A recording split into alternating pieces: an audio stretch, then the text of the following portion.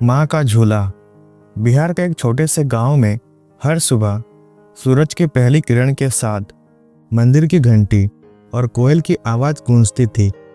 वहीं एक छोटे से मिट्टी के घर में रहती थी सरला देवी, उम्र करीब 60 साल। उनका बेटा राजीव शहर में नौकरी करता था। 4 साल से दिल्ली में रहता था और घर बहुत कम आता था। सरला रोज सुबह आंगन में पड़े लकड़ी के झूले पर बैठकर उसकी चिट्ठियों को देखती और आंखें भर लेती। राजीव बचपन से ही माँ का लाडला था। उसकी पढ़ाई, खाना, खेल सब कुछ सरला के साय में पला। उसके पिता बचपन में ही गुजर गए थे, तो सरला ने अकेले ही सिलाई करके बेटे को पढ़ाया। राजीव जब थक जाता, माँ उसे अपने हाथ से झूले में लेटाकर लोरी सुनाती। वही झूला आज भी आंगन में था।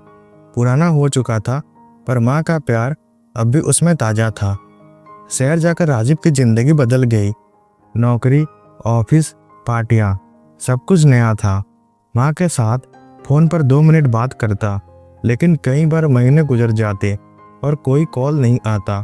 सरला इंतज़ार करती थी। वो रोज़ 2 रोटियां ज़्यादा बनाती अगर आज बेटा आ गया तो, लेकिन वो नहीं आता। पड़ोस की गौरी काकी एक दिन बोली, सरला, बेटा तो अब शहर का हो गया है, कब तक उसका इंतज़ार करोगी? सरला मुस्कुराई, बेटा तो माँ का ही होता है, चाहे जहाँ भी रहे, एक दिन आएगा। वो रोज़ पुराने झूले पर बैठती, राजीव की बचपन की तस्वीरें देखती और उसी लोरी को गुनगुनाती। इसे सुनकर राजीव कभी कभी झूलते झूलते सो जाता था।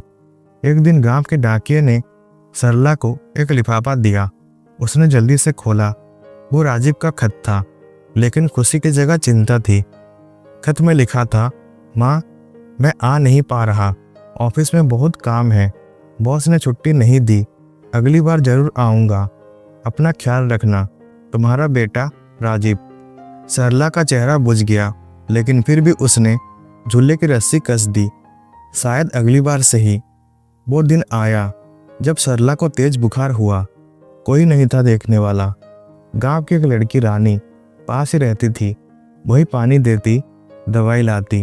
रानी ने राजीव को कई बार फ़ोन किया, लेकिन कोई जवाब नहीं मिला। सरला बार बार बड़बड़ाती, राजीव, मेरा झूला, लोरी। रानी रोने लगी। उसने गांव के एक लड़के के फ़ोन से वीडियो कॉल करके राजीव को कॉल मिलाया। इस बार वो कॉल उठाया। राजीव ने माँ को बिस्तर पर देखा, कमज़ोर, लेकिन आंखें खुली थी। माँ ने कांपते होठों से कहा, बेटा, झूला अब भी इंतज़ार कर रहा है। राजीव ने उसी शाम की ट्रेन से गांव आया, लेकिन जब तक वो पहुंचा, माँ की सांसें थम चुकी थी। आंगन का झूला अब भी वहीं था, हिलता हुआ, जैसे माँ अभी बैठी है। राजीव ने झूले को छूते ही रोना शुरू कर दिया। माँ, मैं आ गया, माँ। गांव के लोग इकट्ठा हुए।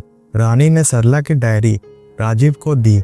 उसमें एक पन्ने पर लिखा था, अगर मेरा बेटा आए तो उससे कहना कि मैं नाराज नहीं हूँ, वो जहाँ भी रहे खुश रहे, लेकिन जब भी झूले की आवाज़ सुनो, समझना कि माँ अभी पास ही है।